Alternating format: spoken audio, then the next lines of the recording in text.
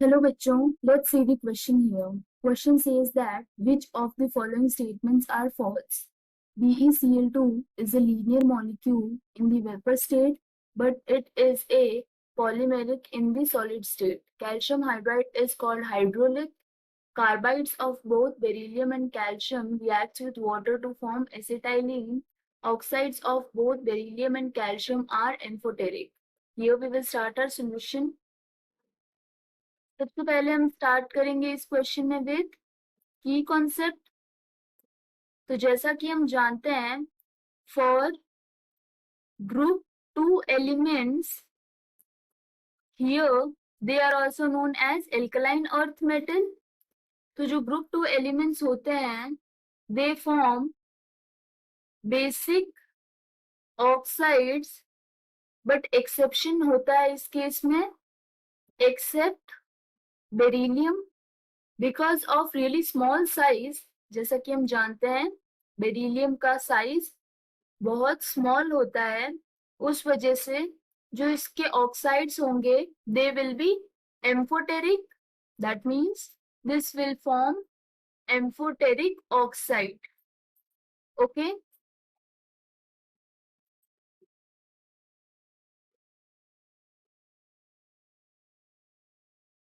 तो सबसे पहले स्टार्ट करते हैं स्टेटमेंट ए से। This is given as BeCl2. This is a linear molecule in the vapor state.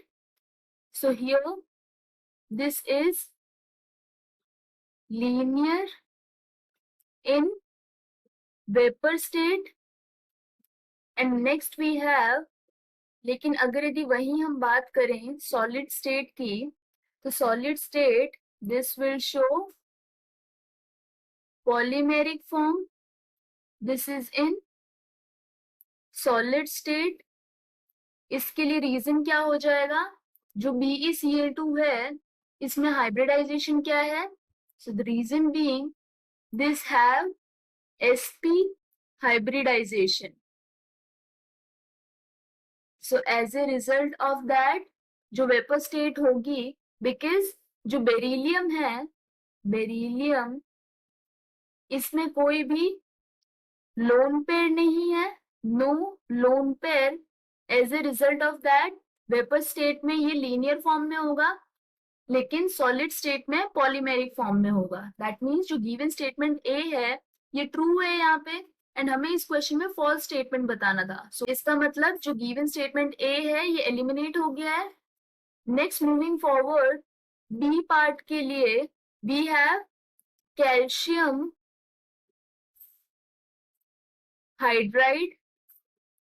So formula for calcium hydride this is CaH2 और हम जानते हैं कॉमन नेम इसका होता है hydraulic. That means calcium hydride is called hydrolyte. This is also true here. So ये option भी eliminate हो जाएगा। For the C part यहाँ पर हमारे पास given क्या है, carbides of both beryllium and calcium reacts with water to form acetylene. So for the C part we will show the reaction in this case. तो सबसे पहले हमारे पास है कैल्शियम के कार्बाइड, जब इसकी रिएक्शन कराएंगे हम वाटर के साथ तो इस केस में हमारे पास रिजल्ट क्या हो जाएगा, this will be C2H2 plus CaOH whole twice. That means इस केस में एसिटाइलिन फॉर्म हुआ है, लेकिन अगर यदि वही हम रिएक्शन देखेंगे of beryllium carbide, for that case on reaction with water we will have this result as 2BeOH whole twice plus CH4. That is, इस केस में एसिटाइलिन नहीं फॉर्म हुआ है, इस केस में मीथेन ऑब्टेन हुआ है। So the given statement here that carbides of both beryllium and calcium they react with water to form acetylene, this is incorrect here. That means this fulfill the given statement here. So C is correct in this case. Finally we have D, that is oxides of both beryllium and calcium are amphoteric.